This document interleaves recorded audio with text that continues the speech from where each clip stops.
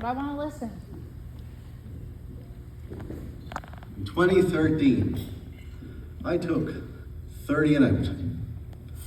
And for the first time, I retired. To complete 2 writing projects was to what I then aspired. The first was a novel series set in my home, Placentia Bay, and covering times and things that happened there from the 1920s to this day. The other is the 8 things. There's principles I deem essential for any teacher's successful career and to see it climb to its potential.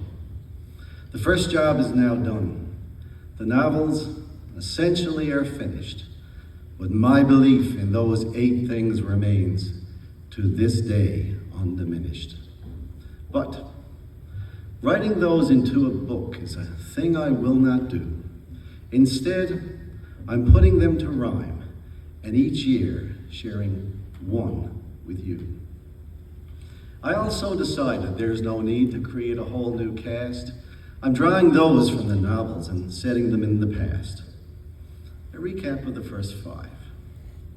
Thing 1, the most important. It's a motto I love to preach. Frame your job so it's not courses, it's students that you teach. The thing 2, in the 20s, a war vet named Martin was then shown that by his student Pat that no teacher can ever make it on their own. Now, thing 3, in the 40s, Martin and his son Robert were put to task, but learned from Pat, who was by then a teacher, the right questions you must ask. For thing 4, in the 60s, Robert's mentor, a professor here at Munn, taught her students to shine a light where previously there was none.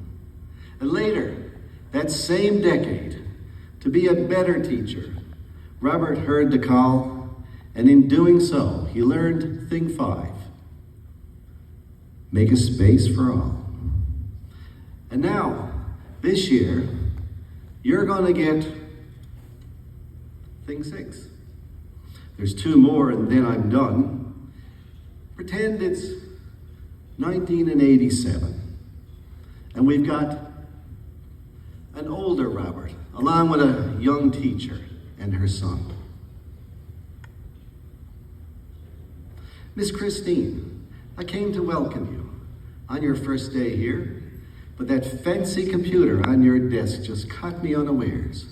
Now, we've got some Commodore 64s here and there since we brought in our grade 12, and our students type in programs as with coding they do delve.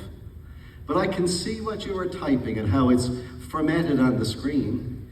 Is that a worksheet you're constructing? If so, consider me as doubly green. Call me Chrissy. And yes, it's brand new. It's something called Microsoft Word.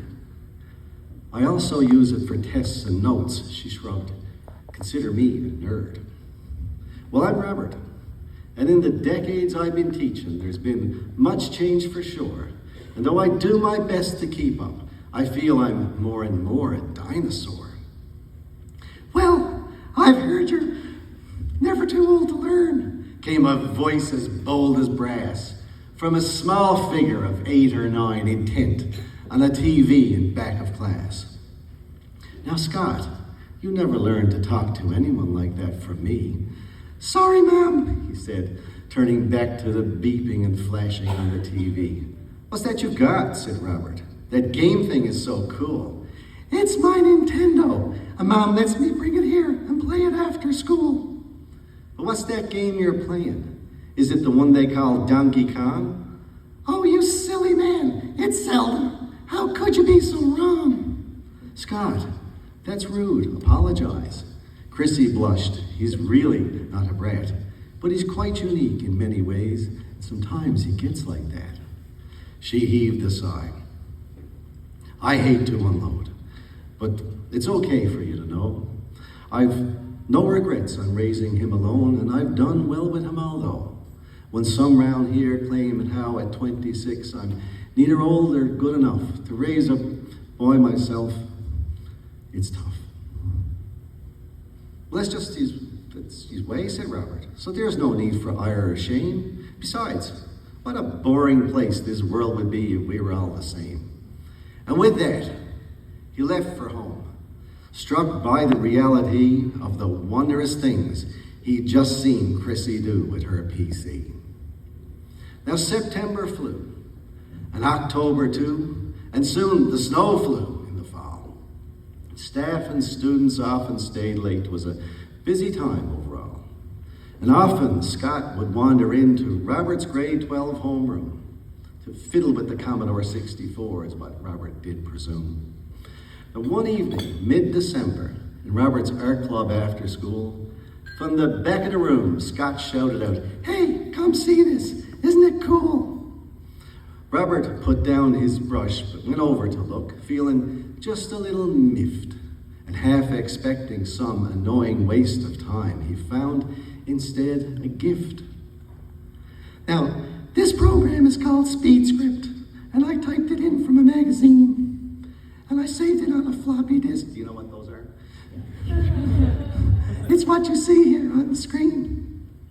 And Scott showed him how to edit and type in bold, italic, and underline too, and how to search and move and copy and paste. Hey, there's no end to what you can do. And then Scott scooched his chair to one side. And now, you must take a turn. And I promise not to remind you, you're never too old to learn. Robert gulped, but settled in to type as Scott became his guide. For how to save and open and print, it felt as if a door had opened wide. Now, Scott, you should not be here. Sir is trying to teach the crowd to paint, and they need quiet to concentrate. You really should show some more restraint. It's okay, said Robert. For this time, Scott was teaching me, and the students are working on their own pieces and doing fine near as I can see. Are you sure? Chris drew up a chair and sat down beside her son. Robert nodded, and she continued, well, I'm so proud of what he's done. The last few months, he's really come around, and he's even met some friends. And all his chatter about coding makes me see him through a different lens. Well, I thank you, said Robert. Your inspiration got me moving once again. If you hadn't told me what these things could do, Scott's work would have been in vain.